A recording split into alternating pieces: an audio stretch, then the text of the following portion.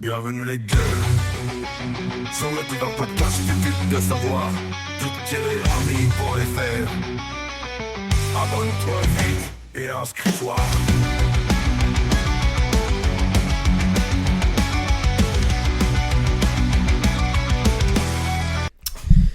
Allez, bonjour à toutes et à tous, bienvenue dans The Duke Connection, mon podcast, le premier podcast de course à pied en France. Nous étions en février 2018 et le duc de Savoie, précurseur dans tout, a lancé cette mode du podcast qui ensuite s'est développée, mais voilà. Petit rappel des faits, I am the first. Voilà, aujourd'hui nous allons traiter, vous allez rien foutre, comme d'habitude, c'est moi qui vais tout faire. Je vais donc traiter, pendant que vous glandez en slip sur votre canapé, je vais traiter une question d'un patriote, Tim Géraud, dont j'ai eu le plaisir de livrer un t-shirt. T-shirt, bien évidemment, fabriqué en France, parce qu'il faudrait être une énorme salope pour acheter ça en Chine. Certains continuent à le faire. Grand bien leur en face. S'il vous plaît, par pitié, ne venez pas nous faire des discours écologiques quand vous achetez vos vêtements sur Shine. Voilà. Et ne venez pas, s'il vous plaît, Dakota, s'il te plaît. Non, ne nous fais pas des conférences sur l'écologie quand c'est pour monter dans un avion pour aller sur une île passer tes vacances, juste après. Non, ça ne se fait pas. Ça s'appelle nous prendre pour des cons. Et comme j'ai un QI élevé, je n'accepte pas d'être pris pour un con. Bon, on a déjà digressé énormément. Voilà. La question de Tim, c'est l'ultra-trail. Ça le fait bander vraiment très très fort et du coup voilà, il veut démarrer par ça. Voilà, tout ce qui est trail court ne l'intéresse pas, c'est nul. Voilà, il lui faut du long, du très long. Donc demain, il fera le tour des géants en reconnaissance. Et nous allons voir pourquoi ça n'est pas forcément débile de se lancer, non pas tout de suite, mais presque, sur un trail de très longue distance. Avant cela, je vais vous parler de mes actualités, puisqu'elles sont multiples, variées et très intéressantes, donc vous allez en prendre plein la tronche pendant quelques minutes. Et celui qui est pas content, écoutez, qui se casse. Voilà, moi je suis productif, 7 jours sur 7, je vous partage donc la plupart de mes réussites en audio à travers ces petites introductions. Alors qu'est-ce qu'on a réussi à faire de plus cette semaine? Écoutez, pas mal. Ah, ça va mieux quand je mets les écouteurs en même temps. Putain, je m'entendais pas, j'étais obligé de gueuler. Pardon, excusez-moi. Du coup, j'ai un peu crié. Et comme un père après son gosse, me direz-vous. Oui, tout à fait. Les premières actualités, mais certains l'ont déjà vu. Hein. J'ai mis les paiements sur mon site internet avec Google Pay et Apple Pay. Et oui, le Duc est proche de la technologie internet, vous le savez.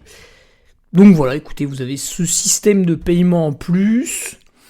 Alors par carte bancaire, on me prenait 1,5%, PayPal ça devait être 3%. Là, je ne sais pas ce que c'est, écoutez. Voilà, j'ai évidemment des quantités d'argent phénoménales, donc je m'en fiche. Voilà, vous avez Google Pay et Apple Pay. Le but du jeu est que le client soit un petit peu content, un petit peu satisfait. J'attire votre attention sur le mode de livraison, puisque vous avez une différence de tarif qui est énorme entre Relais Colis et La Poste. Alors vous avez Mondial Relais qui est pas très cher, hein, qui est dans un entre-deux, et qui ont fait des tarifs très agressifs si vous faites livrer dans un locker. Mais bon, des fois c'est un peu chiant, il n'y en a pas autour de chez nous. Bref, donc tout ça pour vous dire que quand vous commandez un colis qui dépasse légèrement les 500 grammes, et c'est vrai que si tu me prends une petite tasse, un t-shirt manche longue, on les passe vite, quoi, les 500 grammes, avec en plus le poids de l'emballage, hein, évidemment, parce que le truc ne se transporte pas par la force du Saint-Esprit.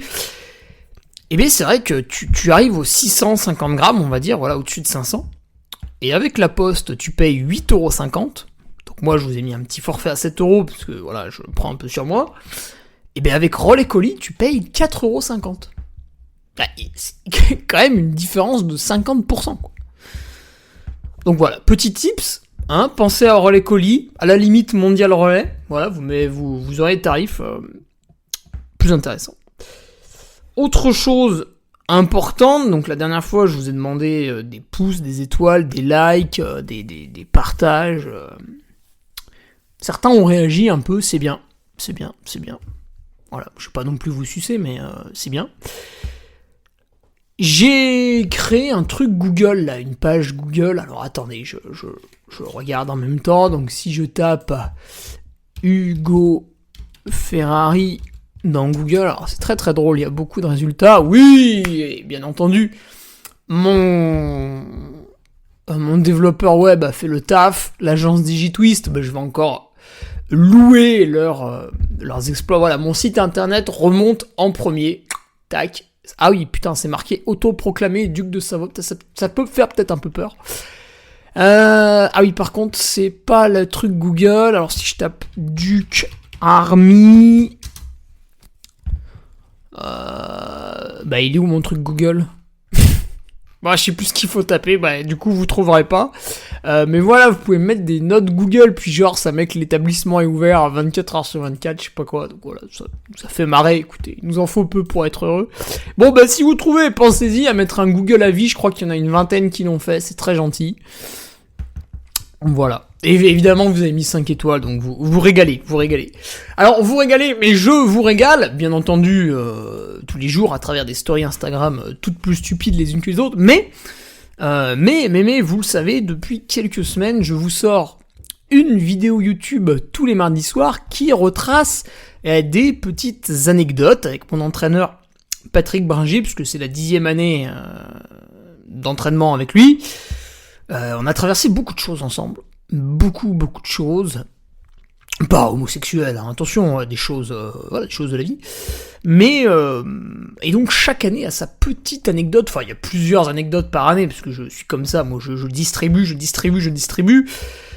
Et voilà, chaque année sa petite anecdote, mais même si maintenant on en a plus trop, puisqu'on est devenu un peu sérieux, mais on a bien rigolé. Et donc ce que je voulais dire, voilà, je voulais déjà vous encourager à aller voir ces vidéos, puisque je n'en retire quasiment aucune rémunération, mais je vais les mettre, parce que c'est vrai que, bon, c'est sympa des fois de regarder un peu la vidéo, mais je pense que c'est surtout l'audio qui est intéressant, c'est d'entendre l'anecdote et les quelques blagues, etc. Donc je vais les mettre sur Spotify, Apple Podcast, Deezer, voilà, tout ce que tu veux là. Je n'y avais pas pensé, et quelqu'un me l'a fait remarquer, et c'est une très très bonne remarque. Écoutez, je suis passé au travers du truc, je n'y avais pas pensé moi-même. Ce n'est pas faute de penser à beaucoup de choses, mais là, force est de constater que je n'ai pas eu l'intelligence de le mettre sur les plateformes d'écoute, et non pas sur les plateformes audio. Alors, faut que je regarde quand même, parce que j'ai vu que certains podcasts, y en a un que j'écoute là sur la création de contenu, il y en a un autre c'est biomécanique, j'ai vu qu'ils mettaient des vidéos, alors qui sont éclatés au sol hein, évidemment, mais je me demandais si je pouvais pas mettre ma vidéo YouTube dessus. Je creuse le truc, ok, je vous ferai signe, chers amis. Voilà. Donc l'actualité est bien riche. Vous avez vu également que nous avons créé la page Instagram du Carmi. Alors là, pour le coup, j'ai rien foutu. Pour celles et ceux qui sont abonnés à mon contenu, vous avez vu qu'en septembre ou en octobre dernier, on est monté d'un cran au niveau de la qualité, puisque Pierre-Yves Guillot, qui est patriote, est un petit peu devenu mon graphiste, mais pas que, il fait d'autres choses à côté, mais je le rémunère pour ça, et voilà, il a embelli la du chronique, il a embelli quelques articles de manière plus ou moins régulière, et puis là on a passé le pas, c'est-à-dire que non seulement il fait le graphisme de tous les documents que je vous produis, mais tant qu'à bricoler le graphisme d'un document, autant le faire migrer avec une petite publication sur Instagram, qui gère aussi ça.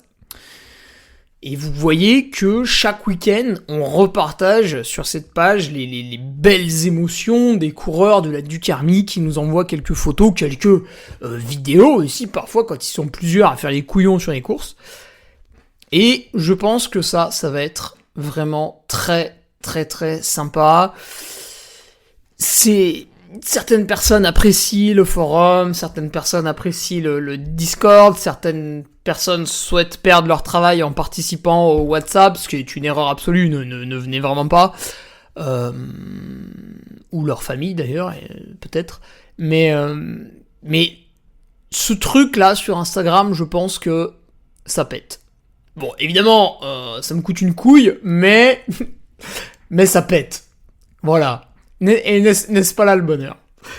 Donc, Duke-Army, hein, voilà, facile à trouver, je pense que ça va pas être triste. Qu'est-ce qu'on a comme autre actualité? Écoutez, je vous parlais d'une conférence à Enedis, et j'ai titillé la curiosité de certains qui travaillent dans cette entreprise, une entreprise plutôt sympathique, puisqu'elle nous permet d'avoir de l'électricité, c'est quand même sympa. L'électricité, c'est bien. Make electricity great again, please. Et surtout en France, où on la produit de manière extrêmement propre, pas comme en Allemagne, où on met des centrales à charbon, ou même en Chine, d'ailleurs, on aime bien ça, ou en Inde. Voilà. Ouais, l'Allemagne, ouais. Les écolos ont fermé les centrales nucléaires, et pas de bol, il y a plus d'énergie, obligé d'ouvrir les centrales à charbon. Ah bah merde alors. Bah attendez, mais la fumée pollue. Non, regardez, si je ferme les yeux, il y a plus de fumée. Putain, mais Francis, tu te fous de ma gueule, tu peux pas dire ça. Si, ça marche, regarde, j'ai les yeux fermés. Hey, j'ai plus de fumée, là. Ah, ça sent un peu, quand même. Mais je la vois pas. Ah, petite moquerie au passage. On aime bien titiller un peu l'écologiste. Tiens, d'ailleurs, en parlant de ça, j'ai enregistré un podcast avec Hugo Clément. Enfin, pas que lui, d'ailleurs, mais... Il a créé un nouveau podcast autour de l'endurance. Alors c'est un peu touche à tout, hein. C'est parfois un peu précis quand même, mais c'est plutôt grand public. Ça s'appelle Safe Pace. Et moi je le suis depuis très longtemps et je l'apprécie, hein. Voilà, même si des fois il y a des sujets, je me dis bon, il me fait chier avec ça. Mais globalement, je trouve que son travail est plutôt intéressant. Et le gars est super sympa. Vraiment très très sympa dans la vraie vie, dans la réalité, puisque j'ai passé une journée avec lui, bosseur en plus, hein, là ça rigole pas, et voilà, donc je suis intervenu à propos d'un sujet, donc je vous dis pas lequel pour que ça fasse monter un peu la sauce, mais voilà, Safe Pace Media, à un moment donné vous allez voir le gros duc apparaître, voilà, j'ai écouté. Voilà. Alors c'est pas l'écologie, hein, le sujet, mais c'est dommage, j'en avais à dire sur le trail, peut-être je reviendrai. Alors en tout cas on a fait une bonne émission, je pense. Voilà, il y avait d'autres personnes avec moi, c'était très très intéressant, très enrichissant. Du coup je me suis un petit peu perdu, oui, les réseaux Instagram de la Duke Army, voilà, abonnez-vous. Et la conférence Enedis, voilà, la conférence Enedis. Alors elle aura lieu sur le site de Lyon. D'ailleurs, le Duc écolo jusqu'au bout, hein. J'irai en train à Lyon. Vous avez vu comme je suis sympathique? Ah putain, non, je crois que je vais prendre le train plus le métro après. Waouh, grosse journée de transport en commun là. Donc, si vous travaillez à Enedis, vous pouvez vous faire connaître auprès de vos chefs, auprès de vos dirigeants, voilà, vos N+1, N+2, j'en sais rien, ça me casse les couilles ces trucs. Auprès de vos chefs, quoi. Et vous pourrez demander à y assister. Donc ce sera le mardi 27 mai. Alors après, ce sera peut-être pas forcément autorisé, hein, si vous avez une intervention à faire. Voilà, vous aurez peut-être pas le droit d'aller voir un barbu raconter des conneries, mais vous pouvez demander. Voilà. Après, c'est oui, c'est non. Voilà. Donc c'est mardi 27 mai. Je sais qu'il y a une branche d'Enedis qui est à Paris qui sera en visio en même temps. Donc on s'est calé un peu là-dessus. Putain, ils m'ont perdu dans les détails techniques, mais bon, voilà, ça devrait marcher. Et en gros, ça va durer toute la matinée. On va visionner un peu mon film de préparation à l'UTMB, poser un peu des questions par rapport à ça. Et puis après, on ira faire un petit footing, puisqu'apparemment, il y a un stade pas très loin. Et on parlera un petit peu voilà, d'échauffement avant les séances. Alors, un échauffement avant un footing, bah, je pense que, bon, là, on sera sur un public qui a pas trop le temps, mais quelqu'un qui court, à un moment donné dans sa vie, il va faire du fractionné. Et là, par contre, c'est important de s'échauffer, parce que quand on est un coureur récréatif, enfin, même si on est un zénith avec plein de likes et des pages Instagram, LinkedIn, machin, eh ben, si tu te blesses à l'entraînement, ça te fait chier pendant une semaine ou deux, minimum, et tu tires la gueule au travail, tu tires la gueule au sein de ton couple, etc., etc., donc je proposerai des petits échauffements que j'ai l'habitude de faire, sympathiques, pour se mettre un peu dedans, et pas se faire chier, puis voilà, bon, le but c'est bien échanger. Après, nous irons manger, alors malheureusement, pas un restaurant gastronomique, c'est dommage, j'avais envie de faire péter la facture. Nous irons manger au restaurant de l'entreprise, on continue dans le registre du transport en commun, mais vous le savez, j'adore ça. Donc ouais, ça va être vraiment très sympa, ça va être vraiment très très sympa, donc amis employés d'Enedis, bah, vous pouvez vous faire connaître auprès de votre direction pour éventuellement y assister. Voilà, je ne sais pas si ce sera possible pour tous, mais voilà, je leur ai dit que j'avais des gens intéressés, ils m'ont dit voilà, il faut se faire connaître, voilà. Donc je vous laisse faire, vous êtes grands, hein, voilà. Voilà. Autre actualité, c'est la déclaration d'impôt. Bon, pour ceux qui en payent pas, ça va. Moi, alors, c'était mon cas avant. Donc évidemment, à chaque fois, on se disait haha, bah moi j'en paye pas.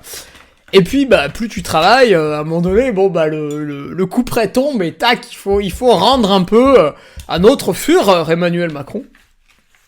Voilà, pour qu'il puisse s'acheter un petit peu de cocaïne ou des mouchoirs, on sait pas, ça dépend. On n'a pas le fin mot de l'histoire. Bon, même si c'était assez drôle de le voir débattre l'autre fois sur France 2 avec Sophie Binet, bon, bah, c'était un peu salaud, quoi, pour Sophie, parce que elle, il faut qu'elle débatte avec un poisson rouge, quoi. Après, au-dessus, c'est un peu trop intelligent. Et du coup, il l'a broyé. Bon, là... Ah, t'as beau pas l'aimer, il y a quelques punchlines, quand même, elle faisait plaisir. Putain, à un moment donné, tu t'es dit, non, mais il l'aurait chié dessus, ça aurait été plus respectueux, quoi. J'aurais pu commenter le duel, non, le débat, pardon, le débat, le duel c'était avant quand on avait des pistolets. J'aurais pu commenter le débat comme j'ai commenté l'étape de Lance Armstrong, Luzardiden 2003, et oui, Ronix, les phrases viennent de moi, donc si vous pouviez glisser un petit peu mon nom quand vous reprenez mes phrases dans vos publications, je vous remercie. Effectivement, je n'ai pas fait déposer ces phrases auprès de je ne sais plus quel organisme, donc j'ai évidemment perdu des centaines de milliers d'euros, mais si vous pouviez un tout petit peu respecter mon travail et pas forcément vous essuyer mes pieds sur ma tête, j'apprécierais. Merci, c'est très gentil. Voilà, je rappelle qu'on a eu des attaques juridiques à propos de ces vidéos, donc si en plus vous pourriez arrêter de me les voler, merci, c'est très sympathique. Oh, ça m'a perdu un peu. Oui, je voulais dire, voilà, la déclaration d'impôt. Donc j'en paye. Alors beaucoup, en fait, le chiffre ne veut rien dire, parce qu'il y a des gens qui en payent plus que toi, et des gens qui en payent moins. Mais je vais vous parler de mon parcours. Et ça, c'est intéressant. Donc voilà, ceux qui disent que l'introduction est trop longue, vous êtes vraiment une tripotée de connards. Enfin, excusez-moi, mais tout ce que je raconte est passionnant.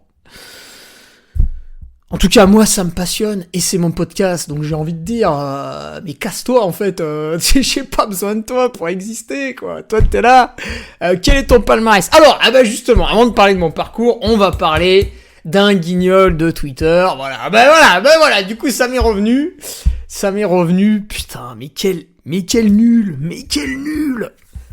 Alors, sur Twitter, il y a plusieurs mouvements, hein, bien sûr. Mais il y en a un qui consiste, pour certains médecins, à se moquer des ostéopathes. Pourquoi pas, je ne nie pas que certains ostéopathes doivent abuser un peu et vraiment faire de la merde et prendre votre argent pour rien. Je ne le nie pas. Tout comme peut le faire un plombier, un menuisier, un politicien. Dans chaque corps de métier, vous avez des gros nuls. Et en fait, ce qu'oublient ces médecins qui se moquent des ostéopathes soi-disant charlatans, enfin, soi-disant, non, il y en a des vrais charlatans, c'est qu'ils ont les mêmes dans leur rang. Vous avez des médecins qui sont des énormes nuls, des gros nazes. Et ça mériterait un podcast à part entière pour toutes les erreurs médicales que j'ai subies au cours de ma vie, puisque à 33 ans, ma vie a tellement été riche, remplie, passionnante et trépidante. Je suis allé de très nombreuses fois à l'hôpital parce que je fais des choses en plein air qui m'amusent mais qui parfois me coûtent. Voilà, comme quand vous rencontrez un arbre avec votre VTT quand vous êtes lancé à fond dans une descente. Bon, derrière il y a un trauma crânien évidemment, mais j'ai été confronté, je pense j'ai au moins 3 anecdotes à des gens qu'il faudrait absolument radier de l'ordre des médecins. Voilà, des gens qui sont dangereux pour les autres. Et donc vous avez un mouvement qui se moque un peu des ostéopathes. Bon, des fois c'est justifié, hein. Tu lis le truc, tu fais « Oh putain le bâtard ». Oh le bâtard. Oh il a volé la personne. Mais l'autre fois, il parlait d'une prise de sang, il disait ouais, alors c'était pas un ostéopathe du coup, c'était je sais plus un médecin nutritionniste, je sais pas quoi, et donc il se foutait de sa gueule. Parce que tu sais, les médecins, dès que ça touche un peu à la prévention de la santé, la moitié, on leur parle chinois quoi. Et donc il se moquait de la prescription de la prise de sang en disant ouais bah ça sert à pas à grand chose, etc. Ah, attendez, j'ai plus de batterie. Ah. Et je lis un peu le truc, puis je fais putain mais ça ressemble vachement aux prises de sang que je fais. Alors il y avait 2-3 trucs en plus, et je mets un commentaire. Mais en fait le problème c'est que sur Twitter, quand tu mets un commentaire qui est respectueux, intelligent, qui pose une question en énonçant des faits, t'as une horde de débiles qui te répondent comme des débiles. Donc je mets, voilà, en fait je comprends pas vraiment ce qui est inutile, enfin j'avais noté 2 trucs qui me paraissaient bizarres, mais en gros la dizaine d'autres trucs me paraissaient tout à fait sensés. C'est une prise de sang classique que je fais 2 fois dans l'année pour vérifier, en tant que homme de bonne santé et proactif et actif 7 jours sur 7, voilà, la grasse matinée n'existe pas, 7 jours sur 7 je fais des trucs réels dans ma vie, d'accord, je suis actif. C'est-à-dire qu'il n'y a pas d'abonnement Netflix, en fait, chez moi. Bon, je stigmatise souvent Netflix, mais Amazon Prime, enfin, toutes ces saloperies, Canal+, je l'ai pas, évidemment. Voilà, il y a une télé, mais je l'allume, et de temps en temps, je regarde les chaînes publiques. Bon, sauf quand on m'enlève C8 et Énergie 12, là, du coup, ça me fait 2 chaînes publiques en moins, mais bon, c'est pas très grave. Donc, voilà. Et putain, les mecs te répondent, ouais, non, mais toi, t'en as pas besoin. C'est un mec qui me suivait, mais bon, un pseudo à la con, une photo de profil, je sais pas, il avait mis un aigle, enfin, c'est nul à chier. Pourquoi tu me parles en fait ? T'as un pseudo, on voit pas ta tête, on voit pas ton prénom, pourquoi tu me parles en fait ? T'existes pas ! T'es un espèce de truc internet inexistant, sans âme, pourquoi tu viens me parler d'égal à égal ? Moi c'est écrit Go Ferrari à ma tête, voilà, là on discute là. Toi, il y a la photo d'un aigle et c'est marqué Elzo 9. On sait pas ce que c'est en fait. Il y a des chiffres, des lettres, c'est mélangé, c'est un couscous. Bon. Et il me dit ouais non, dans ton cas c'est pas nécessaire. Je lui dis c'est pas nécessaire, voilà, n'empêche que c'est des variables qu'on aime bien regarder, la thyroïde, pas qu'elle parte en couille, comme ça, si ça dérive un peu, on peut rectifier le tir, peut-être que ça passe par un changement d'alimentation, une diminution du sport, éventuellement une diminution du travail, comme je suis à mon compte, c'est un curseur que je peux bouger aussi, pour toujours rester un petit peu dans des paramètres de bonne santé. Donc, le mec, il te chauffe un peu, puis, comme t'es quelqu'un d'intelligent, tu lui fais une réponse sensée et correcte. Et là, il est parti dans un délire de je sais plus quoi. Donc, je l'ai bloqué, je me suis dit, mais en fait, pourquoi je lui parle ? Parce que vous avez quelqu'un qui, en son nom et prénom, vous explique ce qu'il fait, qui est un auto-entrepreneur, on y reviendra après, dont le chiffre d'affaires augmente chaque année, qui a atteint cette année des sommes conséquentes. Donc une réussite dans le monde du travail, une réussite dans le monde du sport, puisque j'ai terminé 5 fois l'UTMB dans le top 5. Et là, vous avez Zozo du 69 qui vient ramener sa fraise sur une prise de sang. Mais mec, regarde ma vie et regarde la tienne. Tu t'appelles Zozo du 69, t'as une photo d'aigle.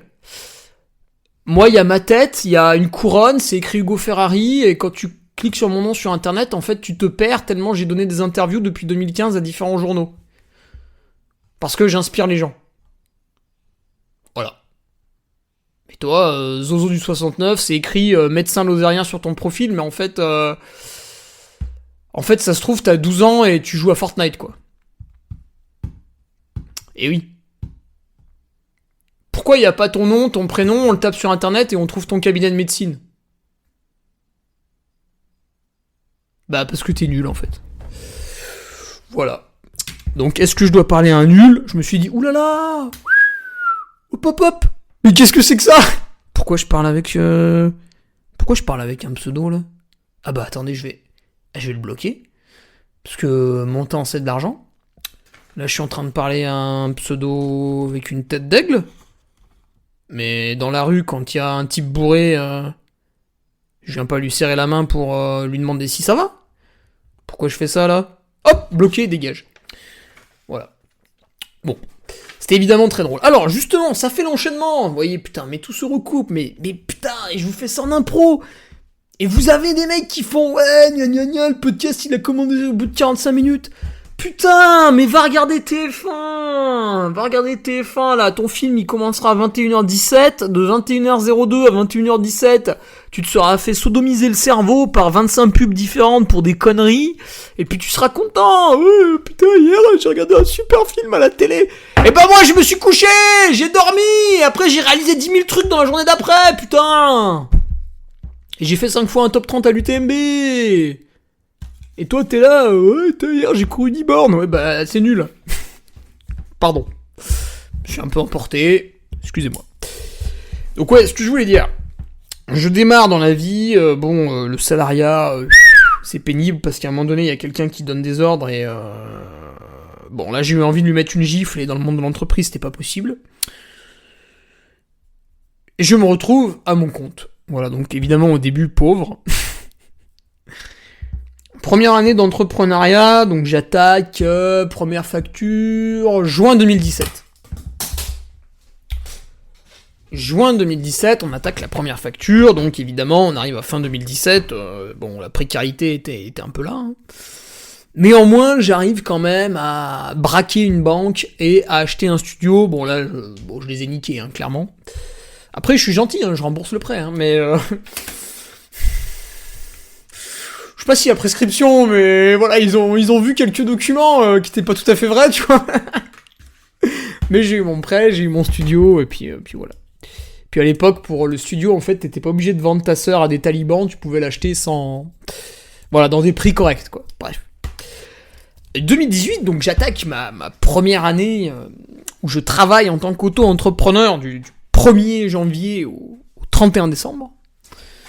Et donc je bénéficie en 2018, étant donné que je suis un pauvre, je bénéficie du RSA, qui devait être de 450 € par mois à l'époque, et de la prime d'activité qui devait être d'à peu près 150 € par mois. Donc déjà, j'avais 600, et après, toutes mes prestations de speaker complétaient à peu près, et puis c'est vrai que, putain, du coup... je dépassais les 1000 € par mois, ce qui, pour moi, m'a toujours permis de vivre. Bon, après, c'est vrai que je n'ai pas d'enfant, je vis de manière extrêmement simple. La plupart des gens, quand ils viennent chez moi, je leur ouvre la porte, j'ai un jogging avec plein de taches dessus.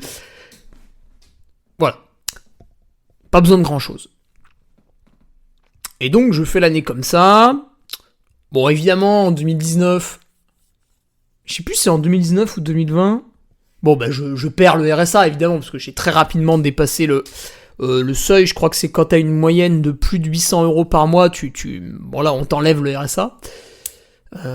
Donc je l'ai eu 1 an ou 1 an et demi, un truc comme ça, parce qu'en fait, c'est réévalué tous les 3 mois. À la CAF, vous pouvez faire réévaluer... Enfin, vous pouvez... Votre situation est réévaluée tous les 3 mois quand vous êtes un bénéficiaire d'allocation. La prime d'activité, par contre, je l'ai gardée plus longtemps, parce que je crois que c'est quand tu dépasses 1500 € par mois. Je me rappelle plus trop des seuils, hein. La prime d'activité, je l'ai perdue plus tard, j'ai dû la perdre vers 2022 avec mes premiers impôts. Bref. Donc vous voyez, je démarre de zéro. Au début, la société m'aide. Donc je touche ce RSA. Après, je grandis. Tac, je ne le touche plus.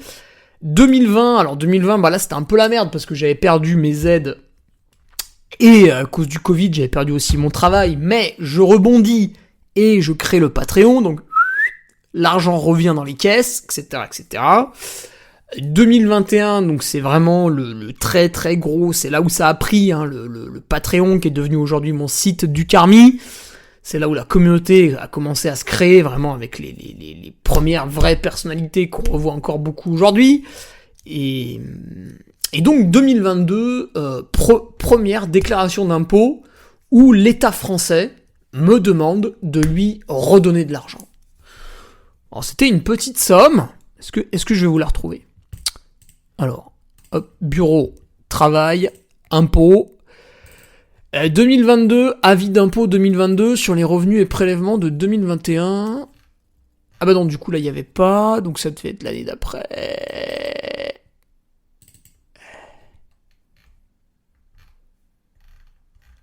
Ouais, donc il y avait 1000 € à peu près. Ouais, c'est ça. Ouais, et l'année d'après 1007. Ouais, c'est ça. Voilà, donc vous voyez, 2022, bah on est imposé, voilà, donc 1000 balles d'impôt. Je me dis, bah écoute... Ok, bon, il y a l'URSSAF, hein, bien sûr, quand vous êtes auto-entrepreneur, vous payez toutes vos cotisations, donc ce qui est retraite, etc., maladie, machin, c'est l'URSSAF, en fait. Si vous voulez, l'URSSAF, pour celles et ceux qui sont salariés, c'est, en gros, comme quand vous voyez votre salaire brut, et puis en dessous vous voyez le salaire net. Et là vous faites « Oh, enculé !» Et bah c'est l'URSSAF.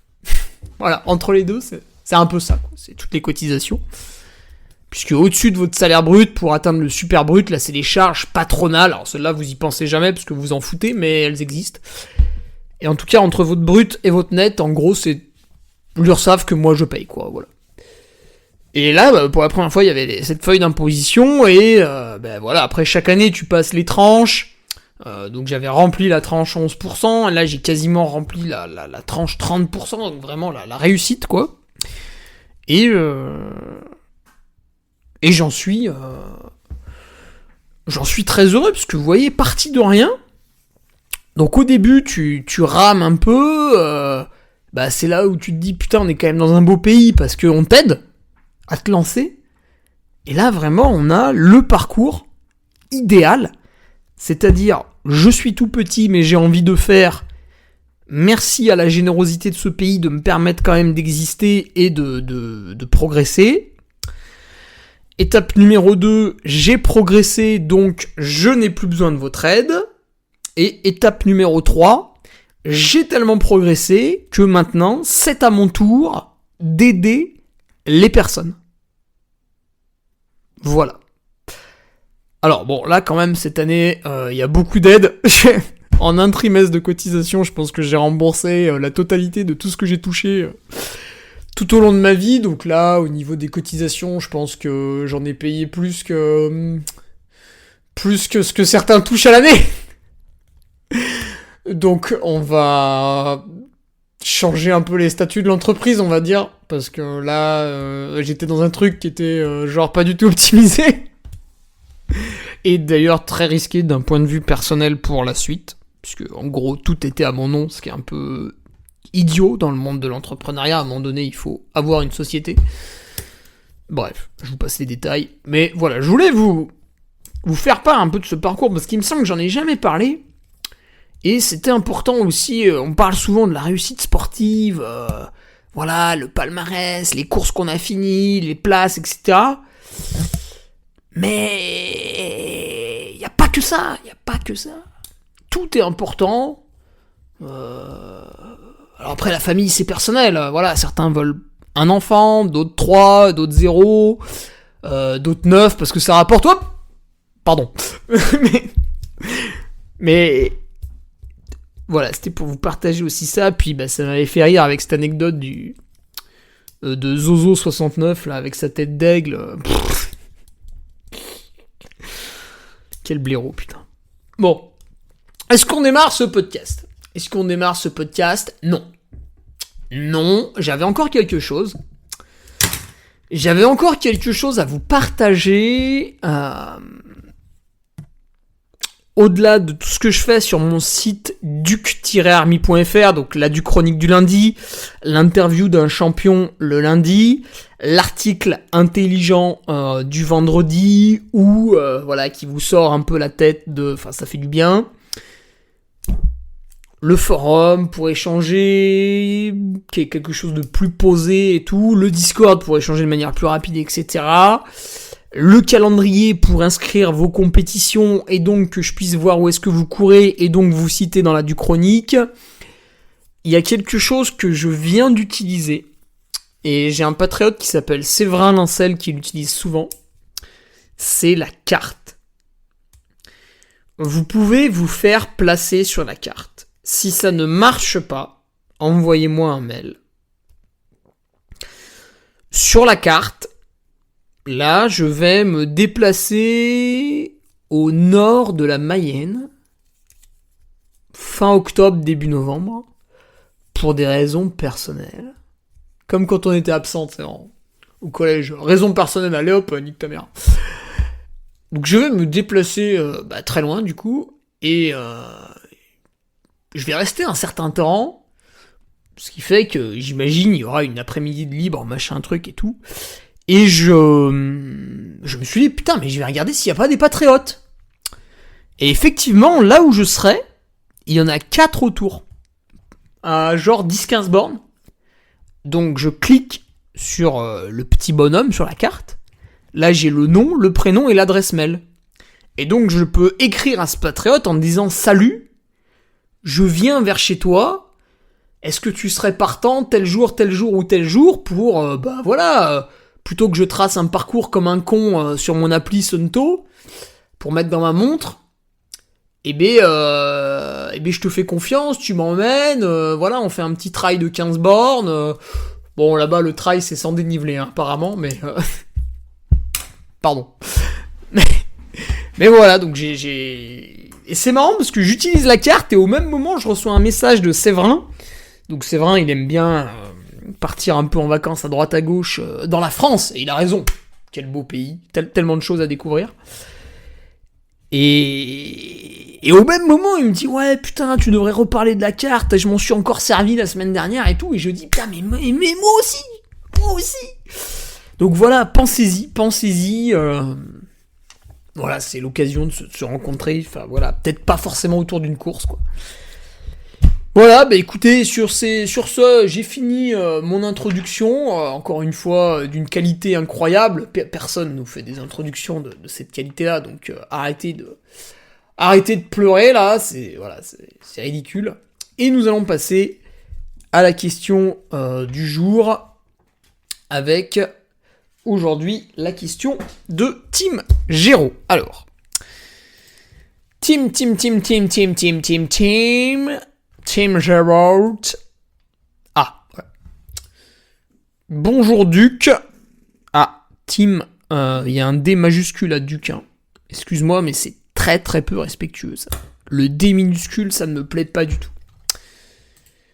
Je vous remercie pour la livraison plus rapide que Francesco dans son avion. Donc là, j'imagine qu'il fait un amical coucou à Francesco Pupi, qui, grand défenseur de l'environnement, n'a pas pu résister à aller courir le Oka Canyon Endurance Run by UTMB, donc non seulement il aime pas l'avion, mais il aime pas l'UTMB, et là il a fait coup double, donc c'est quand même tout à fait remarquable. Il a fait cette course, on s'est dit tiens il va peut-être chercher un ticket à la Western, même pas, il l'a refusé, donc voilà, ça n'avait ni queue ni tête, c'était du Francesco tout craché quoi.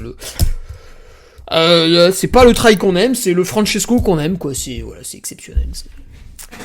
Ce t-shirt est magnifique, point, je l'honorerai dès que possible.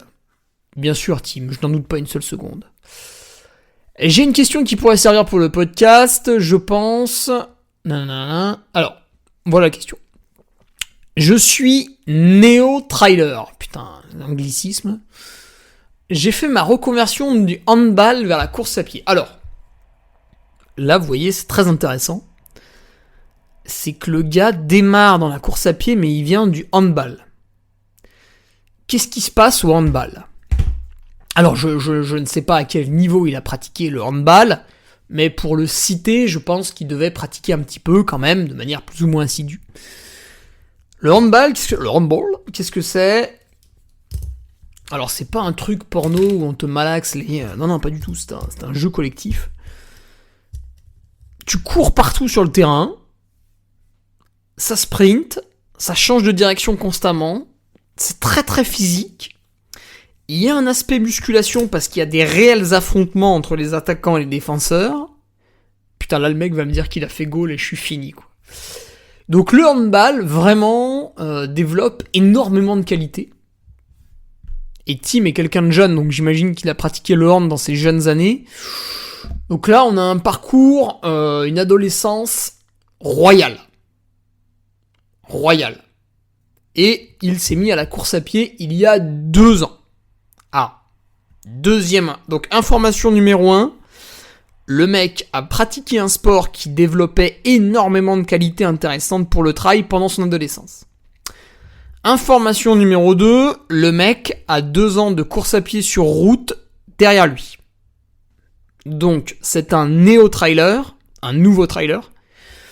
Mais vous voyez qu'il y a un passif. Il y a quelque chose. On ne part pas de rien, on n'est pas sur un type en surpoids qui fait bon, le surpoids c'est fini, j'en ai marre, maintenant je vais maigrir et je vais faire du trail. Ce qui est très très bien, mais lui il va galérer. Par contre Tim, il vient du handball, ça fait 2 ans qu'il court sur route, donc là il se met au trail, on va imaginer une certaine réussite derrière.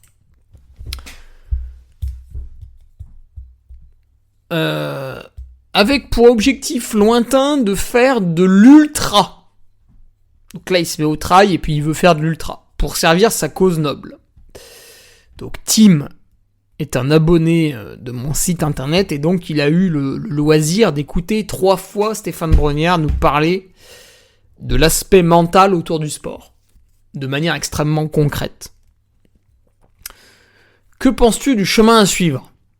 Toi-même ayant sauté le pas rapidement vers le très long, conseilles-tu, au vu de ton expérience, de suivre un chemin semblable au tien ? Alors la réponse, Tim, c'est oui et non. On va revenir là-dessus.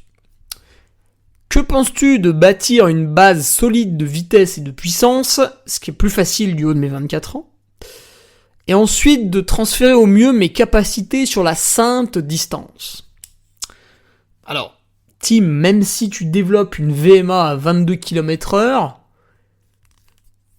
ça n'aura pas grand intérêt sur un ultra trail, puisque la réussite sur l'ultra trail est multifactorielle. Donc malheureusement, tu seras débutant sur tous les autres facteurs, même si tu seras très bon sur ce facteur-là. Par contre, c'est vrai que, comme la vitesse pure est un facteur, si on arrive avec ce facteur très élevé, forcément, le reste est plus facile. Mais ça n'assure pas tout. Ok ? Alors, je reviens sur... Est-ce que tu proposes de suivre un chemin semblable au tien ? Je reviens là-dessus. Puisque moi j'ai une pratique de trail en 2 temps. Comment j'ai démarré le trail ? Donc je venais du vélo, ce qui est sympa pour développer le système cardiovasculaire, mais au niveau des muscles... les tendons, il y a même des cyclistes, et ça on en parlait dans le podcast que j'ai enregistré avec Lilian Calmejane en décembre, sur mon site internet, une raison de plus pour vous abonner. Lilian Calmejane, c'est quand même un cycliste qui a remporté une étape du Tour de France, c'est pas Joël Clodo, donc quand il nous parle de quelque chose, on ferme sa gueule et on l'écoute. Éventuellement, une fois qu'il a fini sa phrase, on peut lever la main et poser une question. Mais j'avais tout à construire en fait. L'adaptation des tissus musculaires, des tendons, des os. Les os sont vivants. Et donc, quand je me suis mis au trail, effectivement, je m'y suis mis. Parce qu'avec une ex, on faisait une rando, j'ai dit, putain, c'est beau, on était dans le Beaufortin, j'ai dit, putain, c'est joli quand même. Je suis rentré, ça m'a un peu travaillé. Ma mère faisait chaque année l'ultra tour du Beaufortin, je la voyais faire, je comprenais pas trop le délire. Je lui ai dit, en fait, cette année, je m'inscris. Là, je courais pas. On était en septembre. Non, octobre. Octobre. On était en octobre. J'attends le 1er janvier, c'est l'ouverture des inscriptions. Paf, le 1er janvier, je m'inscris à l'Ultra Tour du Beaufortin. En octobre, je ne pratiquais pas la course à pied. Évidemment, je me suis préparé comme une saucisse. Parce que... putain, pas de bol, en janvier, je tombe en ski. Donc j'étais en ski de fond, j'attaque une descente comme une brute à plus de 50 km/h. Et là, bon, il y a eu un problème. J'ai accroché un ski, et, bon, je suis tombé. Et malheureusement, les skis... voilà, il y en a un, il m'a tordu la jambe et tout. Donc ça m'a fait une déchirure sur l'ischio-jambier droit, je crois. À l'insertion de l'ischio-jambier droit, une belle petite déchirure, hein, tu vois, 2-3 cm d'épanchement. C'est une chute vraiment à la con. Cette déchirure, elle m'a forcé à 3 semaines de repos complet. Au bout de 3 semaines, j'ai pu refaire du vélo. Et la course à pied n'a été possible qu'après 6 semaines. Donc, j'ai couru en novembre, en décembre et début janvier. Et ensuite, 6 semaines de repos, et je recours début mars. Donc là, déjà, bon, niveau préparation, putain, c'était pas terrible, quoi. Après, quand je vous dis que je faisais du vélo, je faisais des sorties de 150 bornes en février, voilà, j'étais un peu... j'étais un peu énervé, quoi. J'en mettais un peu. Pas de bol, mi-mars, je serre mes chaussures comme une brute, et je me fais une tendinite des releveurs. Là où il y a les lacets. Bam ! 2 semaines sans courir. Donc là, déjà, entre le 1er janvier et le 1er avril, on avait 8 semaines sans courir. Bravo, champion du monde. En avril, je fais une petite sortie de 3-4 heures en course à pied, mais à un rythme ultra lent. Et début mai, je fais le trail niveau les Revards, 50 bornes. Donc évidemment, ça m'a détruit. Fin mai, je fais la Maxi Race. Juste avant, j'avais fait les championnats de France de course en montagne. La Maxi Race, j'ai dû finir les 3 ou 4 dernières heures en marchant. Et derrière la Maxi Race, du coup, ça m'avait inflammé les 2 tendons d'Achille, hein, forcément. Et donc, je crois que je n'ai quasiment pas couru jusqu'au départ de l'Ultra Tour du Beaufortin. Et franchement, vous pouvez aller vérifier sur mon Strava. Alors après, j'ai fait des semaines à 30 heures de vélo, hein. Mais je suis arrivé au départ de l'Ultra Tour du Beaufortin, enfin c'était catastrophique. Et donc là, bon évidemment la course s'est pas très très bien passée, même si je devais être 3ème au milieu de la course, parce qu'en plus j'étais parti très vite. Derrière, j'ai eu des ampoules terribles, la peau sous mes pieds est partie, parce que j'étais très très débutant. J'ai refait 1 mois sans courir après l'Ultra Tour du Beaufortin. Puis après ça allait un peu mieux quand même. En septembre-octobre, je m'y suis pas mal remis. Et j'ai fait... Qu'est-ce que j'ai fait ? Les championnats de France à Buis-les-Baronnies en 2014, et après le Grand Trail du Lac. Et là, ça s'est pas trop mal passé. Mais putain, franchement, à l'époque, j'étais étudiant, donc je m'en foutais complètement. J'étais très sûr de moi, parce que j'avais quand même j'avais couru au niveau élite nationale en cyclisme sur route, donc physiquement j'étais assez fort. Donc j'avais pas vraiment de doute dans ma tête, puis je m'en foutais un peu en fait. Mais à mon avis, il n'y a pas beaucoup de monde qui peut traverser toutes ces péripéties sans être dégoûté du sport et tout jeter par la fenêtre. Donc je ne conseillerais pas. Je ne conseillerais pas de démarrer comme ça. Par contre, quand tu regardes après, va savoir pourquoi Mathieu Bonan, kiné mais aussi coach, voilà, à l'époque c'était le Team Optisport, Mathieu Bonan me tend la main hiver 2014-2015, et alors en plus pas de bol pour lui, je me suis fait un TFL après le Grand Trail du Lac, donc ça a duré 1 mois et demi parce que je savais pas comment le soigner, voilà. Et donc il me prend en charge et en fait il me refait progresser en allant d'abord sur des trails de 25 bornes. Bon, ça me faisait chier, j'aimais pas ça, j'étais pas très bon, bref. Après, on est allé sur des maratrails. L'été, il m'a autorisé à faire le 70 km de Val d'Isère. À l'époque, ça s'appelait le High Trail Vanoise. Non. Ça s'appelait l'Ice Trail Tarentaise et maintenant ça s'appelle l'High Trail Vanoise. Avec un petit passage à 3600 mètres d'altitude au calme. J'étais jamais allé de ma vie. Mais c'était beau. Putain, c'était les championnats d'Europe de skyrunning. Il y avait un petit peu de level, quand même. Putain, j'avais fini avec Benoît Cory, Seb Speller, il s'était pété la gueule sur le glacier. Putain, il y avait Fabien Antolinos, je crois qu'il était juste devant moi. Oh, c'était la classe. Et après, en fin 2015, on refait les championnats de France sur 60 km, on refait l'intégrale d'éco sur 60 km, et tu vois, ça prenait. Parce qu'il y avait eu une année de progression. Et ensuite, je refais la Maxi Race en mai 2016, et la TDS, 120 km, 7500 mètres de dénivelé, en août 2016. Et là, la machine est lancée, et je réalise des ultra-trails régulièrement chaque année. Donc ça, c'est mon expérience personnelle, Tim. Maintenant, si je devais la transposer à toi, je ferais sauter 2014. À mon avis, 2014, c'est rigolo, j'ai 3000 anecdotes à vous raconter. Tiens, d'ailleurs, on pourrait faire une série vidéo 2014, le Duc est-il un abruti ? On fera plus tard. Putain, on fera plus tard, ouais, vous avez kiffé, ouais.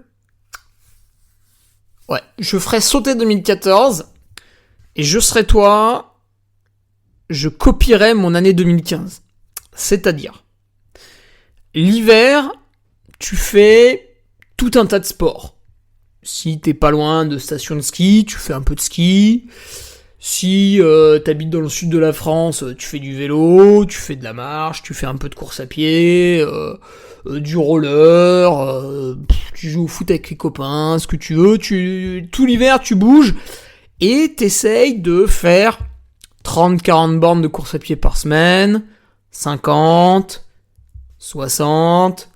Et ce qui serait bien, c'est que quand t'arrives en mars, faire 60-70 bornes de course à pied par semaine, avec, disons, 2000 mètres de dénivelé, ce soit pour toi une forme de normalité. Enfin, pas chaque semaine, mais pour toi, c'est pas très dur. Voilà, donc t'as fait ça progressivement, à partir de début novembre, t'as fait des semaines à 30-40 bornes, mi-décembre, t'es passé à des semaines d'à peu près 50 km, parfois 40, parfois 55, parfois 50, et février, t'as commencé à taper tes premières semaines à 60 et 70, fin février, etc.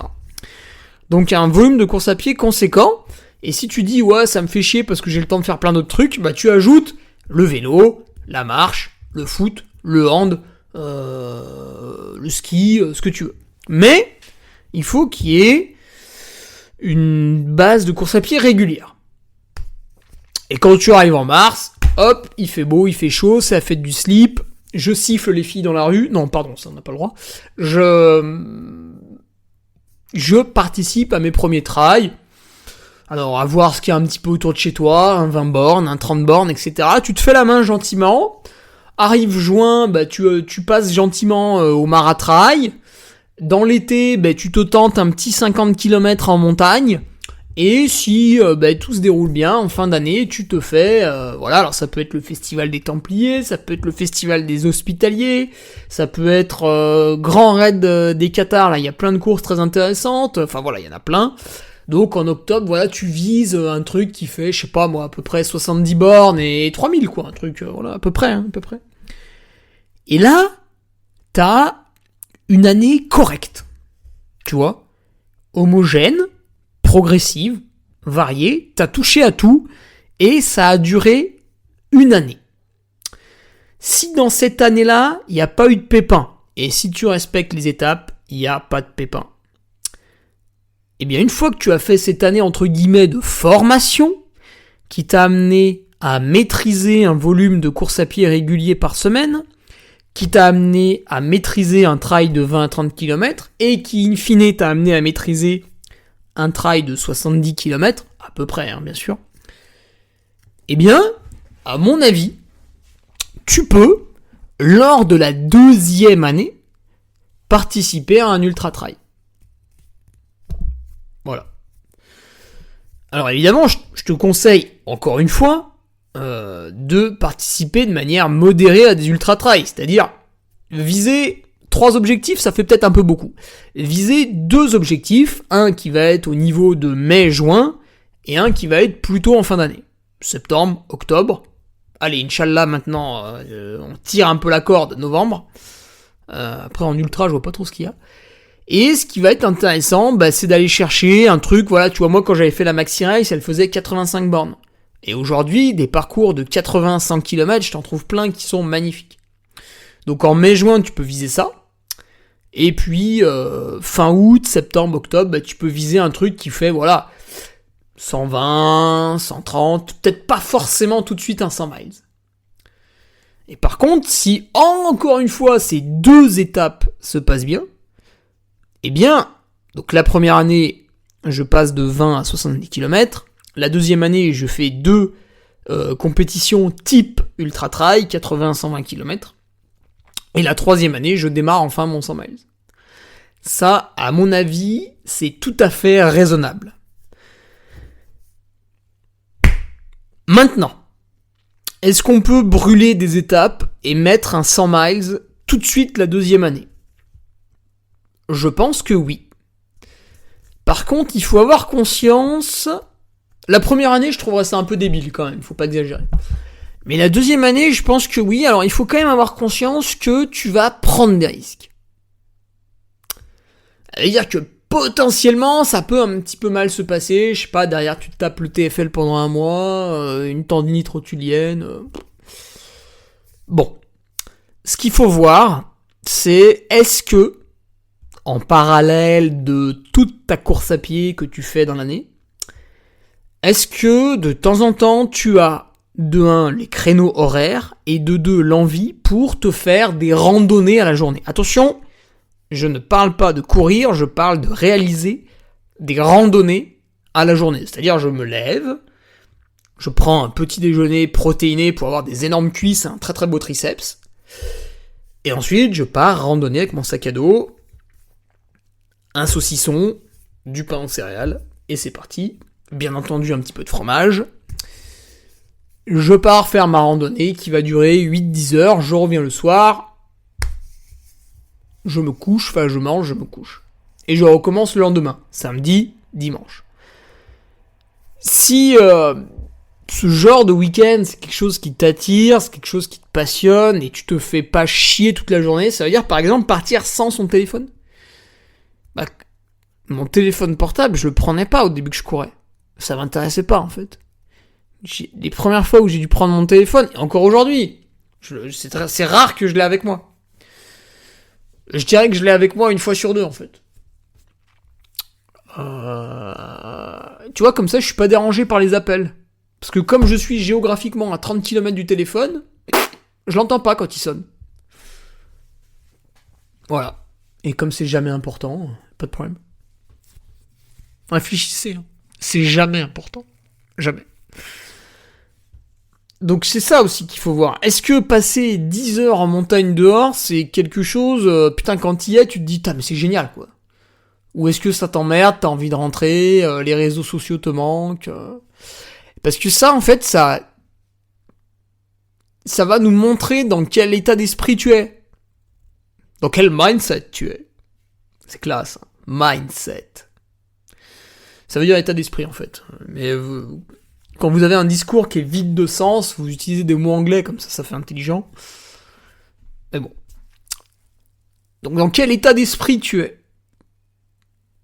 Et si le fait vraiment d'être dehors, mais du matin au soir... Alors moi, je déteste ça, mais peut-être même tu peux bivouaquer.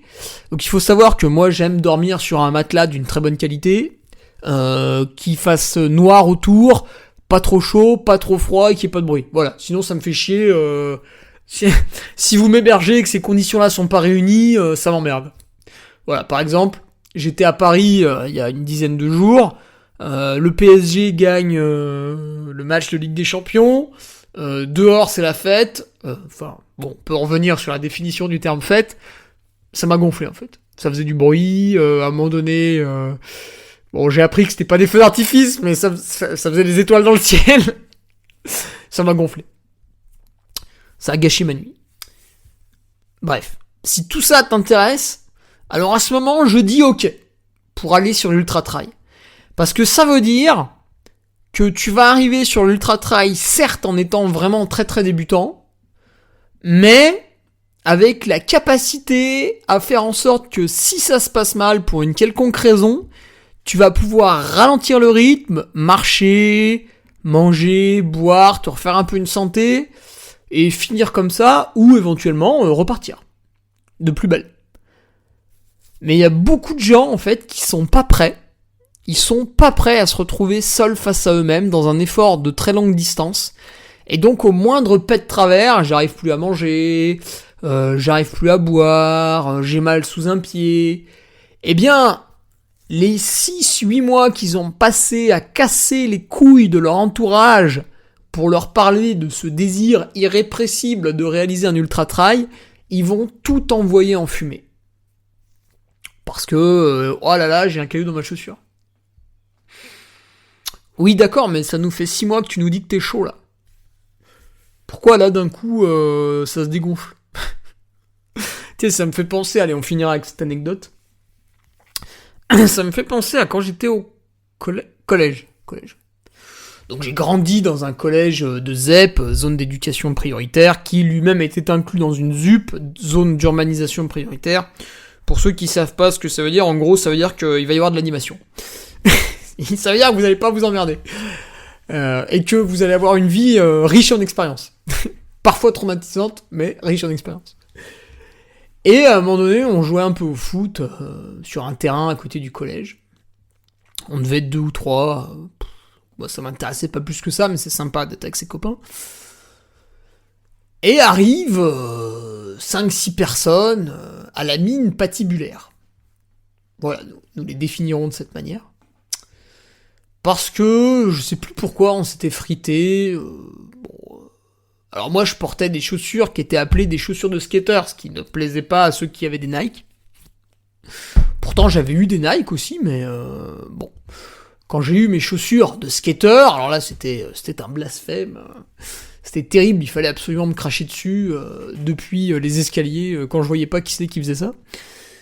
Et donc là se présentent sur le terrain de foot 5-6 personnes, donc le double de nous. Et manque de bol, il y en a un qui est en surpoids, il était turc d'ailleurs, il est sans doute toujours.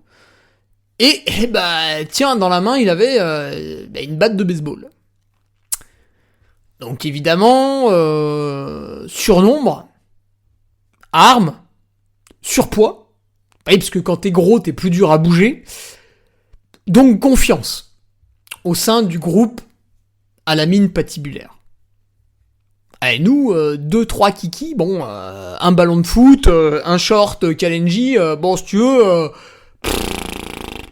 on n'en voyait pas du rêve, quoi, face à... Comment il s'appelait déjà, ce turc ? Putain, en plus, c'est un pays que j'aime beaucoup, mais lui était particulièrement con. Hein. Mais c'est encore, hein, c'est tous les pays. Chaque pays possède une troupe de débiles, hein, évidemment. Bah là, en France, on en a du débile, hein, attention. Tiens, aux États-Unis aussi, ils en ont du débile. Enfin, tous les pays, hein, bien sûr. Hein. L'intelligence n'est pas propre à un pays, hein, vous avez... attention. Et d'autant plus qu'à chaque fois que les pays changent de dirigeant, ça modifie encore tout, bref. Donc là, ce mec-là, je me souviens plus son prénom, comment il s'appelait ? Parce qu'après, je l'avais un peu insulté et tout. Bref. Il arrive, tu vois, très très confiant, hein, à batte de baseball, ouais, on va vous niquer et tout. Enfin, bon, le discours un peu classique. Et là, manque de bol, un de mes amis, en fait, était très friand de violence. Et surtout, il avait compris que dans ce genre de situation... le dialogue n'était pas une issue. Parce que quand tu discutes avec quelqu'un qui a un QI inférieur à 80, il comprend pas tes phrases, et des fois ça l'énerve encore plus parce qu'il pense que tu l'insultes. Alors qu'en fait, t'essayais juste de lui expliquer une réalité, du genre, non mais gros, on est en train de jouer au foot, laisse-nous quoi. On n'est pas en train de t'emmerder, pourquoi tu veux nous frapper ?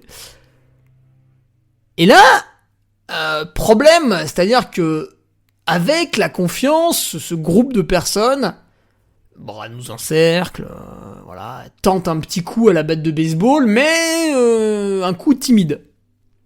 Ah, problème.